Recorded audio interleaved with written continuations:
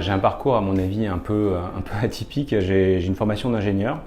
Donc j'ai commencé dans la techno, mais j'ai évolué vers d'autres rôles, le product management, le marketing, la stratégie, de la com, du bizdev. Donc j'ai fait pas mal de choses comme ça dans différentes grosses boîtes et dans différentes industries. Donc automobile, Internet des objets, le voyage et maintenant la banque. Par ailleurs, j'enseigne aussi la créativité en école de commerce, ainsi que le storytelling en école d'ingénieur. Donc voilà, donc un peu des choses diverses et variées. De manière générale, on va dire que ce que j'ai fait, c'est à chaque fois dans des grands groupes, créer de nouvelles choses, voilà, créer de nouveaux produits, de nouveaux départements, de nouvelles divisions. Cette notion de 0 à 1 du tout début, qui est, j'ai envie de dire, une activité particulière. Je prends toujours l'exemple de la voiture. Quand la voiture est à l'arrêt pour la passer en première, c'est là où on consomme beaucoup d'essence en fait, on a besoin d'énergie. Voilà, donc c'est toute cette partie en amont où il y a besoin de beaucoup d'énergie que j'ai pas mal géré dans ma carrière depuis plus de 20 ans maintenant.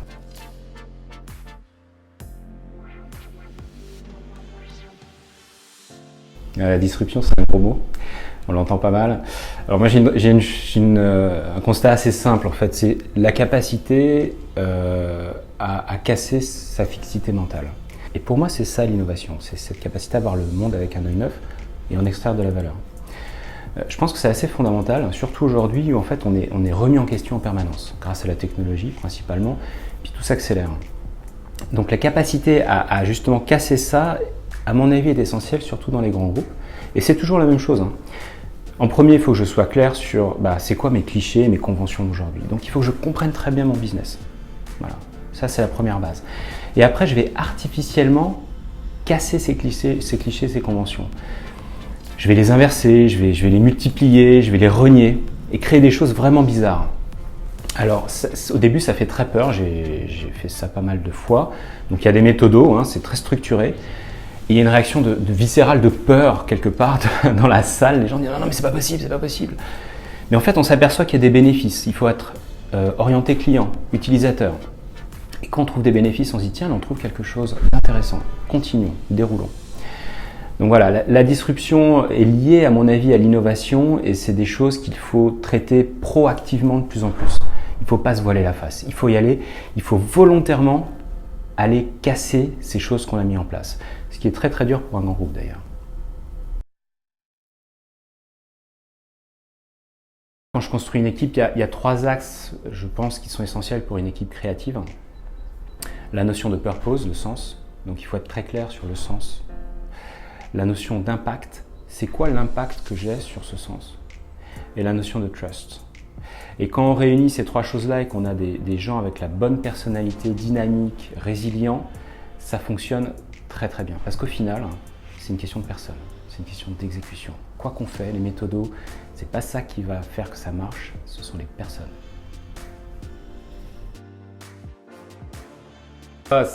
C'est pas la méthodologie qui fait que ça marche, je l'ai vu appliqué dans tellement d'endroits et sans succès. C'est les gens et c'est l'expérience qu'ont les gens de cette méthodologie. Mais fondamentalement, alors surtout pour la création de nouveaux produits, je parle vraiment de cette dimension-là et je veux vraiment que ce soit clair.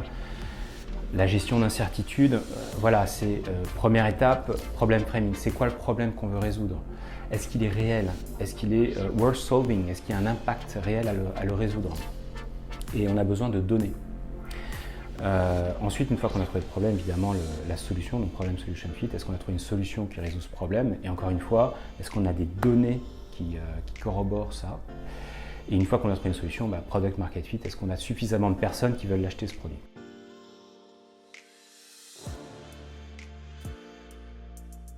En fait, il y a 2 axes très forts, vision et données, ou data. Le premier axe, vision, c'est en fait d'être extrêmement clair sur pourquoi on fait les choses. Alors il y a par exemple le Vision Product Board dans l'Agile, etc. Mais d'écrire clairement qu'est-ce qu'on veut obtenir, quels sont les objectifs qu'on vise, et de manière très simple. Et je pense que le premier conseil, c'est d'être concentré. Il faut rester extrêmement simple sur 2-3 hypothèses max pour trouver la chose qui est vraiment pertinente.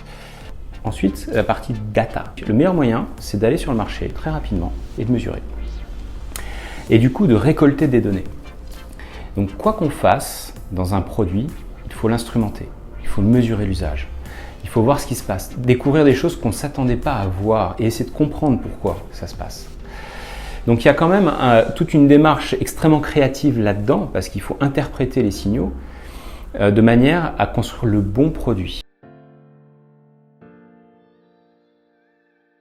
Mais je pense que c'est important de discuter, d'échanger. Je crois beaucoup, alors surtout on parlait d'innovation, de voir le monde avec un œil neuf. Cette capacité à apporter un regard différent donc, est essentielle. Et c'est gagnant-gagnant. Donc la start-up, quelque part, c'est un plaisir de voir ce qu'ils font, d'apporter un regard un peu extérieur avec aussi une expérience, de challenger, hein, c'est le rôle de sparring partner quelque part. Et inversement, de comprendre ce qui se passe sur le marché ailleurs avec des gens qui ont envie de changer la donne. Donc c'est vraiment un échange. C'est aussi la volonté de créer et d'avoir un impact sur le marché, de créer quelque chose de nouveau. Qui ne vont pas raisonner uniquement produit, qui vont raisonner produit, service et contenu. Réfléchir mon produit de manière globale fait que ça marche. C'est pas juste je fais un produit et je le mets sur une étagère et on pense que ça va marcher, c'est pas vrai. Donc voilà, donc premier élément. Ensuite, il y a une autre clé de succès à mon avis qui est en termes de proposition de valeur. On parle beaucoup de proposition de valeur et proposition de valeur du produit. Mais en fait, il y en a au moins 3 quand on pense à un produit. Il y a la proposition de valeur pour mes utilisateurs, c'est évident. La proposition de valeur pour mes buyers, ceux qui achètent mon produit. Et la proposition de valeur pour mes partners. Et en fait, si on veut que ça prenne, il faut que les 3 là, ils voient de la valeur. Et c'est pas la même. Si je prends un exemple un peu simple, des cours de maths pour les enfants, mettons. L'utilisateur, c'est l'enfant. C'est quoi sa valeur pour lui? Qu'est-ce qu'il perçoit? Le buyer, ça va être les parents. Donc eux, on leur vend autre chose. Et le partenaire, c'est celui qui va donner le cours. Et idem, qu'est-ce qu'il y gagne? Et donc, si je réfléchis en fait selon ces 3 axes, tout de suite, ça enrichit ma proposition de valeur. Et je reviens un peu sur ce que je disais sur casser la fixité mentale. Ça nous oblige à repenser en permanence le produit et à l'enrichir avec ces dimensions-là.